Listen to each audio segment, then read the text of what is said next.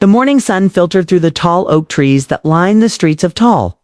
If you're all a streets of Crest Hills, it was the kind of neighborhood that looked like it belonged in a magazine. Pristine lawns, cheerful porch swings, and quiet sidewalks that felt more like stage sets than real life. Dr. Evelyn Martinez had only lived there for a week, and already she had started to feel the comforting lull of routine. Evelyn had worked hard for this. After 25 years in the city, juggling late hospital shifts, early morning surgeries, and everything in between, this house represented peace. A two-story colonial with pale blue shutters and a wraparound porch, she fell in love with it the moment she saw the listing. Now she just wanted calm, maybe a garden, maybe a bird feeder. She was ready to slow down. Her daughter Alex had a different kind of energy. Alex had arrived 2 days after the movers. She didn't say much about work, but Evelyn knew enough not to ask too many questions. Tactical command was all she ever said, followed by that half smile that suggested there was more behind it. After years of specialized training, long missions, and a schedule even crazier than Evelyn's had been, Alex was finally on leave. And for the next few weeks, Oak Crest Hills was home. Alex adjusted fast, though not in the way the neighbors were used to. While others were busy hanging flower baskets or walking golden retrievers in perfect sync, Alex was usually seen doing pull-ups on the porch beams or tuning up her old Jeep with music playing low in the background. She dressed in athletic gear, rarely smiled at strangers, and had the posture of someone trained to notice everything.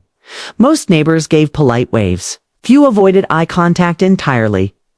Evelyn, ever the diplomat, laughed it off. "They're not used to people like you," she teased one evening over tea. Alex only smirked. "That's usually a good thing," she replied. But not everyone in Oak Crest Hills shared Evelyn's sense of humor. Enter Gary Whitcomb, mid-60s crew cut, wore his sunglasses even at dusk. Gary wasn't just a resident, he was the eyes and ears of what he called the neighborhood watch. Every morning he patrolled the area in a Golf cart outfitted with a flashing orange light and a homemade decal that read Oak Crest Patrol. He carried a clipboard, took photos of things most people wouldn't notice, and seemed to believe the peace of the neighborhood was his personal mission. Gary noticed Alex on day 2. It was early morning. She was in the driveway, sleeves rolled up, engine open. Gary slowed his cart to a crawl. He watched for a full minute before speaking. "You live here?" he asked. Alex glanced up, gave a nod, and kept working. Gary cleared his throat. "This driveway belongs to the residents. It's just making sure you're not passing through." Alex didn't bother looking up this time. "It's not passing through," she said. Her tone was flat but polite. Gary lingered, scribbled something on his clipboard, then drove off without another word. Evelyn heard about it later. She shrugged. "Gary probably just needs a hobby," she said. Alex gave her a look. "That is his hobby." Neither of them thought much of it at the time. It's just an odd man doing what odd men sometimes do in quiet neighborhoods. But that was before Gary started making a habit of slowing down every time Alex walked outside. Before he started talking to neighbors with hushed urgency. Before his questions turned into something sharper. For now, though, the trees were still. Green, the porch swings still creaked gently in the wind. And the front door still open to the smell of fresh coffee. But tension was beginning to grow subtle. Quiet, like a wire pulled tight. And Alex had learned to pay attention to wires like that. It started with a stare. Alex had been back from her morning run, stretching by the curb in front of the house, earbuds still in and sweat glistening on her arms. Across the street, parked beneath a dogwood tree, sat the familiar golf cart. Gary Whitcomb was inside it, sunglasses on, gaze fixed. He didn't wave. He didn't smile. He just watched. Alex met his eyes, gave a short nod, then turned and walked toward the garage. She could feel his stare linger long after she'd disappeared from view. Inside, Evelyn stood by the kitchen window, coffee in hand, watching the same scene unfold. "Is he staring again?" she asked. He's trying to figure me out, Alex said, grabbing a towel from the laundry room. Good luck with that. Evelyn chuckled, but a trace of concern slipped into her voice. He's been ... around a lot lately. Alex leaned against the counter, towel slung around her neck. What people like him do. They find a role they think gives them purpose and they overplay it. Still, I don't like how he's treating you. Alex raised an eyebrow. I've had worse treatment in tougher places. Evelyn smiled, but it didn't reach her eyes. That afternoon, Gary made his first real move. Alex was in the garage again, this time checking over the Jeep's brakes. The music was soft, a little classic rock drifting through a Bluetooth speaker. She was so focused on the work that she didn't hear Gary approach until he cleared his throat loud and intentional. She stood, wiping her hands on a rag. Gary was standing at the edge of the driveway, clipboard in hand. Sunglasses still on despite the shade. Afternoon, she said, casual. He didn't return the greeting. You planning to keep that vehicle parked in the driveway long term? Alex gave him a long look. It's my vehicle. It's my driveway.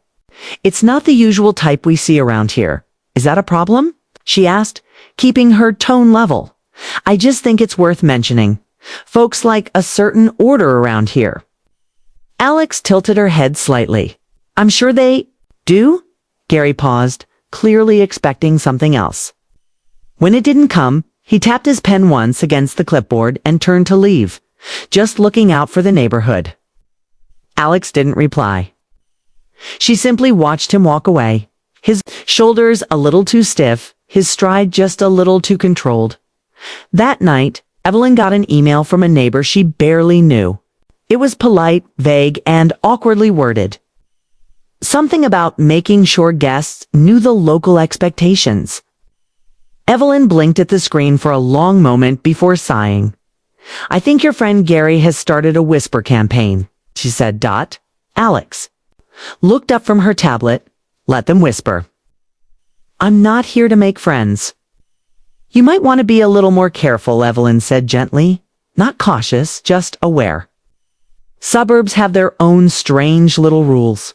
I've operated in foreign cities where I didn't speak the language, Alex said, her voice calm.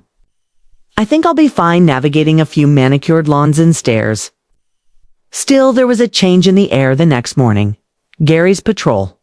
Carts circled more often now. It never stopped directly in front of their home, but it always slowed. The clipboard stayed out. His head tilted slightly as if cataloging something new each time. Alex made no effort to hide what she was doing. Whether she was tightening bolts under the Jeep or heading out for a jog in her usual tactical gear. She moved with the same quiet, precision she always had. But beneath the surface, her instincts were tuning in, watching, noting. Storing because she knew better than most when someone starts watching you like that. They're not just curious, they're preparing for something. The neighborhood had a rhythm, and Gary Whitcomb had made it his job to control it. Every morning, like clockwork, his golf cart rolled past the rows of well-kept homes, the wheels crunching softly on the smooth pavement. The orange beacon on top spun lazily, more for show than necessity. And a pair of plastic binders sat in the passenger seat labeled observations and concerns. To most residents, Gary was a harmless part of the scenery. A little intense maybe, but ultimately ignoble. But to Alex, the rhythm was shifting. His route was tighter now, his gaze sharper. He circled her house 3 times one morning before finally pulling away. That was new.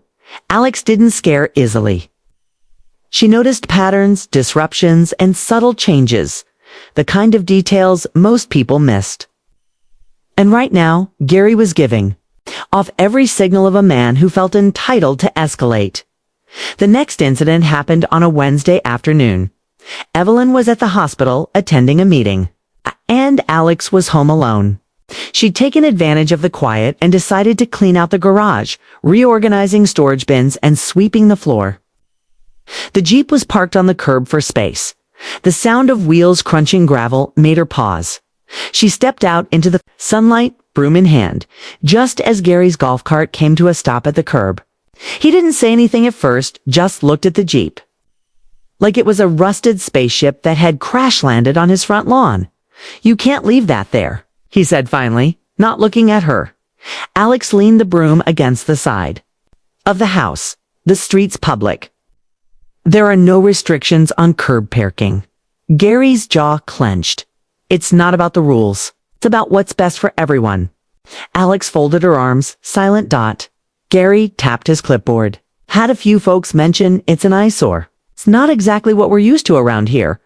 Alex didn't flinch. "Mean it doesn't match the sedans and golf carts? A key?" Ignored the jab. "People take pride in how things look." Alex took a slow step forward. "And what exactly is your role here, Gary?" Gary straightened, shoulders puffing slightly. "I'm part of the watch team, unofficial security. I keep an eye on things." "Unofficial means you're just a neighbor," she said evenly, "just like me." Something flickered behind his sunglasses. For a moment, he looked like he wanted to say more, something cutting, something challenging, but he stopped himself instead.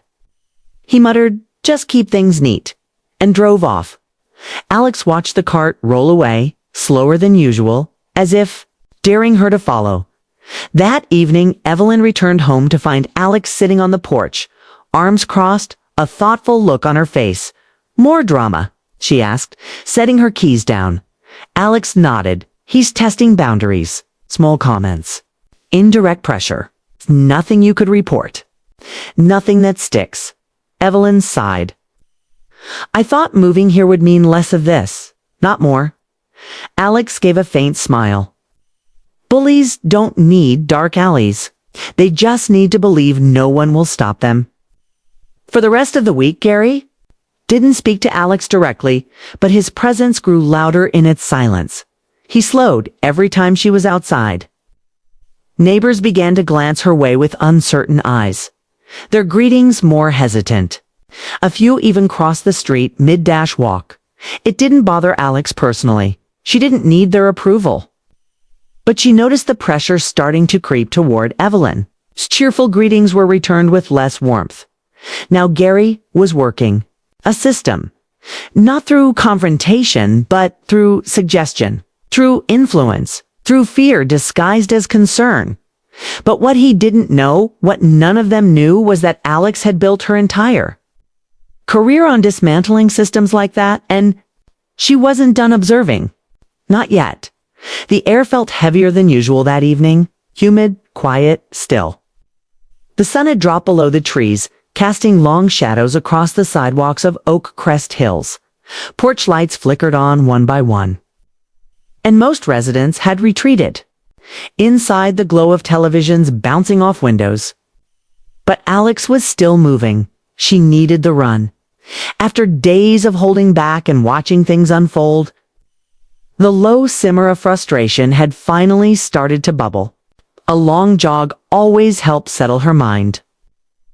She slipped on her black running shoes, tied her hair back, and left through the side gate with one earbud in, and her eyes scanning naturally ahead. She took her usual loop stretch of curved streets that wound through the back of the neighborhood, past a few empty lots and a walking trail that hugged a narrow strip of trees. The path wasn't lit well, but it was familiar. It gave her just enough space to breathe, until she rounded the corner and saw him, Gary. He was standing near the edge of the trail, arms crossed, his golf cart parked haphazardly at an angle. Just off the path, the lights on it were off. No clipboard this time. Just Gary in a dark vest, watching. Alex slowed her pace, unclipping her earbud. "You lost?" she asked, keeping her voice steady. Gary took a step forward. "This path isn't for running after dark. It's not safe." Alex glanced around. "It's safer than half the places I've worked." Gary didn't smile. "You're not following the neighborhood guidelines."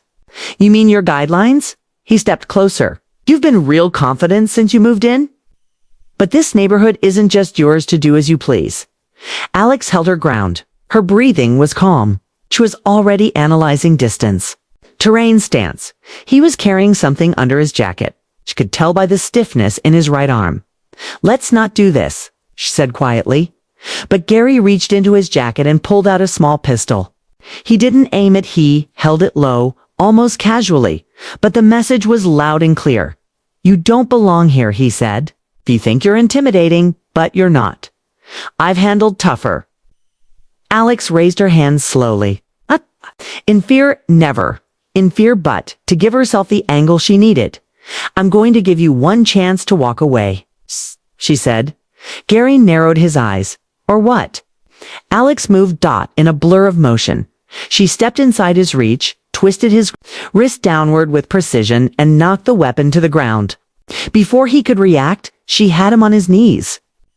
One arm locked behind his back and the other pushing his shoulder down hard enough to keep him still. His breathing turned ragged. What are you doing?" Alex leaned down next to his ear, her voice calm and exact. "Special Agent Alexandra Martinez, FBI Tactical Command." Gary froze. She released him slowly, stepping back just enough to keep control. "I've been trained to disarm people in war zones. You thought you could threaten me with a sidearm on a walking trail." Gary's face had gone pale, eyes darting around. There was no crowd, no audience, no support. Just a federal agent and a man who had completely misread the situation. Alex retrieved the gun, checked the chamber, and secured it in her waistband. "You're going to sit right there," she said, pointing to the edge of the path. "And you're going to stay seated until law enforcement arrives." Gary didn't argue. Alex pulled out her phone, already dialing. Her voice stayed steady, even as adrenaline hummed under her skin. "I'd like to report an armed threat," she said clearly. "Yes, I have the situation under control." And she did, completely. The sound of sirens grew louder, echoing faintly down the winding streets of Oak Crest Hills. Alex stayed kneeling beside Gary, who was still seated on the ground, his hands loosely cuffed behind him. The cool night air wrapped around them, carrying a quiet tension that felt almost surreal. When the sheriff's cruiser pulled up, two officers stepped out, their faces calm but alert. Alex showed her federal badge without hesitation. The moment their eyes landed on it, the atmosphere changed. "FBI Tactical Command." One of the officers murmured half to himself. The officers approached carefully and took custody of Gary. Alex handed over the weapon, a small handgun with a loaded chamber. The officers exchanged glances, then nodded toward her with a mix of respect and disbelief. One officer spoke quietly to Gary, explaining the charges. Gary's expression was blank, as if the weight of what had just happened hadn't quite settled. Alex stood, brushing dust from her pants. She looked over at the quiet streets and the dim porch lights flickering on across the neighborhood. The quiet, calm place she had hoped Oak Crest Hills would be. But this moment was far from calm, as the sheriff's cruiser pulled away. Alex's phone buzzed with messages, neighbors reporting what they had heard, seen, or suspected about Gary's behavior. Strange incidents that no one had mentioned before, small things that suddenly made sense in light of what had just unfolded. Back at the Martinez house, Evelyn was waiting on the porch, worry creasing her forehead. She hadn't seen the confrontation, but she knew something serious had happened. Alex walked up the steps, her expression firm but gentle. "It's handled," she said. Evelyn reached out, pulling her daughter into a quick embrace. "You didn't have to do it alone." Alex shook her head. "I always do, but I'm glad it's over." In the following days, the story began to ripple through Oak Crest Hills. Gary's arrest became the talk of the neighborhood, a sudden shock that left many residents re-examining their own experiences. The HOA board called an emergency meeting, inviting Evelyn and a few others to discuss what had happened and what needed to change. The tension in the room was thick. So was a growing determination. Evelyn found herself standing at the front, speaking for the first time about the need for clear boundaries and respectful community relations. "We need to ensure that safety doesn't come at the cost of kindness," she said firmly, "and that no one takes power they haven't been given." Alex listened quietly from the back, Her presence, a quiet reminder of what had just been averted. Neighbors began to share their stories, strange encounters with Gary, moments when they had felt watched or judged. No one had spoken up before. Now, with Alex's intervention, a door had opened. The board agreed to review the neighborhood's policies and form a new committee focused on safety and respect. Ensuring roles were clear and authority was shared. Appropriately, life in Oakcrest Hills began to settle again. But the shift was real. Alex returned to her routines, her training a quiet strength beneath her calm exterior. She knew the neighborhood wasn't perfect, but she also knew that, sometimes, it just took one clear moment to reset the balance. Evelyn watched her daughter with pride and relief. The quiet porch that had once felt like a dream was now a place where they both belonged, stronger for what had come before, and for Alex. The neighborhood's pace, once disrupted, had found its rhythm again. The days after Gary's arrest unfolded, like a quiet storm in Oakcrest Hills. At first, the neighborhood seemed almost stunned. People exchanged glances, whispered in doorways, and eyed the patrol routes with new suspicion. The man who had once been the self-appointed guardian of their streets was now the subject of serious questions. Alex watched it all with a measured calm. She understood the undercurrents well, the way people wrestled with discomfort and the reluctance to confront familiar faces. But this wasn't just about Gary. It was about the cracks his behavior had revealed in the community. Evelyn, too, felt the change. As she walked the streets to check on neighbors or pick up groceries, she noticed something shifting in the atmosphere. The polite nods and brief smiles had a touch of relief now, sensed that the neighborhood could breathe again. One afternoon, the local HOA held a special meeting at the community center. It was packed with residents, some curious, some skeptical, and others quietly hopeful. Evelyn and Alex arrived together, a quiet but undeniable team.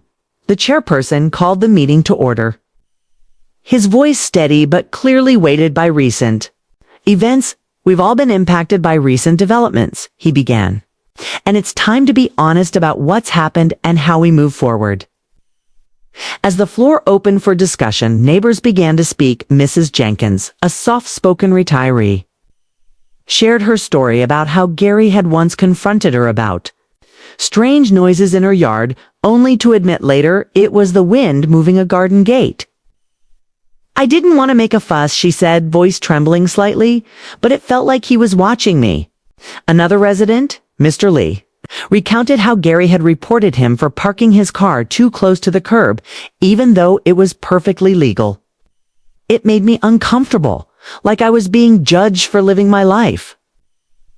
As the stories accumulated, a clear picture emerged of a man trying to protect, but one trying to control. Alex listened quietly. Then, when the chairperson asked for suggestions, she stepped forward. "Safety is important," she said. "But safety without respect becomes intimidation. We need clear roles and proper training for anyone involved in neighborhood patrols. And we need to create channels where concerns are heard without fear or judgment." Her words struck a chord. Following the meeting, the HOA board announced the formation of a new safety committee, including residents committed to building trust and cooperation, not control. Evelyn was asked to join, but she declined gently. "I want to support from the sidelines," she said. "Sometimes it's best to let others lead." Alex, meanwhile, began volunteering discreetly, offering to run awareness workshops on personal safety and situational awareness, tailored for all ages. She didn't mention her background much, but her calm confidence was unmistakable. Slowly, Oakcrest Hills started to heal. Neighbors exchanged greetings more freely. The occasional patrol carts that rolled through did so with visible badges and official training. And the shadows of doubt that had hovered over the streets began to lift. One evening, as the sun dipped low, Evelyn sat on the porch with a cup of tea, watching Alex finish her workout. The daughter, who had once seemed distant, hardened by years of demanding work, now looked relaxed and at ease. Alex caught her eye and smiled a small, genuine expression. "I think we're going to be okay here," she said. Evelyn nodded. "We already are. In a neighborhood built on trust, respect, and quiet strength, the real security was just beginning." With Gary's departure and the community's shift toward openness, Oakcrest Hills began to feel more like the welcoming neighborhood Evelyn and Alex had hoped for. The air was lighter, the smiles warmer, and the once dense undercurrents softened by genuine conversations. Alex, ever watchful and deliberate, found herself drawn more into the community than she had anticipated. What started as simple safety workshops evolved into regular gatherings where neighbors shared stories, swapped tips, and learned from one another. Her calm demeanor and quiet authority helped dissolve walls that had long stood between residents. One Saturday morning, the community center was buzzing with activity. Tables were set up with pamphlets, first aid kits, and training materials. Alex demonstrated basic self-defense moves to a group of teens, while Evelyn chatted with longtime residents, organizing refreshments and sharing her infectious laugh. Mr. Lee approached Alex, holding a coffee cup. "You've changed things around here," he said, "for the better." Alex shrugged modestly. "I just want everyone to feel safe and respected." Mrs. Jenkins nodded in agreement nearby. "It's a different neighborhood now. I'm glad to be part of it." As the day progressed, more neighbors arrived. Some were shy at first, hesitant to join the activities, but Alex's easy manner and patient instruction won them over. She had a way of making complex concepts feel accessible, turning personal safety into community strength. Later that afternoon, Evelyn found Alex standing by the edge of the lawn, speaking quietly with a young mother named Carla. Carla's eyes were tired but bright, her hands full of restless toddlers. "Thanks for the workshop," Carla said. "It's made me feel less anxious about walking my kids around alone." Alex smiled. "That's what it's about, empowerment, not fear." Evelyn watched the exchange and felt a deep sense of pride. Her daughter's work was making a real difference, right here in their own backyard. But despite the progress, Alex remained vigilant. She knew that peace wasn't permanent, which was earned every day through respect and understanding. That evening, as the sun dipped behind the trees and the neighborhood quieted, Evelyn and Alex sat on their porch swing. The gentle creak, a comforting backdrop. "I never imagined we'd be here like this," Evelyn said softly. Alex nodded. "Neither did I, but sometimes it takes a moment of crisis to build something better." Evelyn looked at her daughter, the fierce tactical commander who had disarmed a threat with calm precision. Yet now, here she was, building bonds over coffee and self-defense lessons. Who would have thought? Evelyn smiled. Alex laughed quietly. "Maybe I'm good at more than just tactical operations." Evelyn reached over, squeezing her daughter's hand. "You've always been good at protecting what matters." They sat together as twilight deepened. The neighborhood bathed in soft shadows and glowing porch lights. Around them, Oakcrest Hills felt whole again. The weeks that followed felt like a fresh start for Oakcrest Hills. The tension that had once hung in the air slowly gave way to a sense of community. Feeling that everyone was finally working together, not just living side by side, Alex found herself more involved than ever, but not just in safety workshops or patrol discussions. She joined weekend neighborhood breakfasts, book clubs, and even volunteered for the annual block cleanup. The transformation wasn't just about keeping the peace, it was about building trust. And that required more than just enforcement. It required genuine connection. One sunny Saturday morning, as the neighborhood gathered for a picnic at the park, Alex stood near the grill, chatting with Evelyn. Children ran and played nearby, their laughter ringing out like music. Neighbors swapped stories and recipes, their faces relaxed and smiling. Gary's absence was a quiet reminder that vigilance mattered. But kindness and respect mattered more. A few families approached Alex, thanking her for the confidence she'd inspired in them. One young father spoke about how his wife now felt comfortable walking their dog alone after dark. Another teenager shared how the self-defense class had given her a new sense of strength. Alex listened, a small smile playing at her lips. This was why she had returned to civilian life, to protect and empower in ways that mattered every day. As the sun dipped lower, Evelyn took Alex's arm, pulling her aside. "I'm proud of you," she said simply. Alex looked over the crowd, her eyes shining with something softer than the steely focus that defined her professional life. "I couldn't have done any of this without you," Alex replied. "You remind me why it's worth fighting for." Evelyn smiled. "We're a team." The moment felt full of promise to generations linked by trust and a shared vision for the future. That night, as the neighborhood lights blinked on one by one, Alex sat on the porch with a journal in hand. She wrote about the journey, tension, the confrontation, the healing. She reflected on how the challenge had tested her in unexpected ways and how, ultimately, the greatest victories were those won quietly. In everyday moments of connection, she paused, then closed the journal. Feeling a calm she hadn't known in years, Oakcrest Hills wasn't just a neighborhood now. It was home, and for the first time in a long time, Alex felt that she belonged, not just as a protector, but as a part of something larger, something real. The days ahead would bring new challenges, of course, but with respect, communication, and understanding as the foundation. Alex knew this community would face them stronger than ever. She looked up at the stars, the cool night breeze gentle on her skin. A new chapter had begun.